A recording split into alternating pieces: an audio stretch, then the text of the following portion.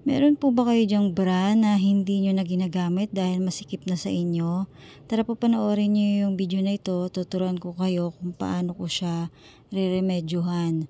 Bali yung pinaka-hook niya dito, no, gugupitin ko yan. Magtitira ako ng allowance para dun sa may bandang hook.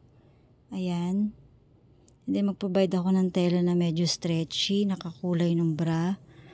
O kahit malapit na kulay doon sa bra. Ayan. And then, papailalim ko yung tela. Wrong side yung ibabaw ng bra. Overlap ko siyang papasadahan ng pagayaan. Kaya nyo na lang yung prosesong ginagawa ko. And then, yung pinaka-hook naman, ikakabit nyo dun sa dulo ng nakapalaman siya dun sa nakabaliktad na overlap ng tela. Kailangan maayos yung pagkapatong nyo para pagbaliktad niya ay akma siya. Kailangan yung hook niya, syempre nandun sa bandang wrong side.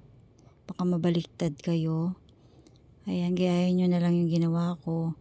And then, tahian nyo na lang sa pamagitan ng karayom sa kamay yung butas niya. Kahit di nyo napasadahan sa makina. Ganyan na po yung itsura niya. Sana nakatulong yung video. Palike and share naman po. And follow nyo na rin ako. Salamat!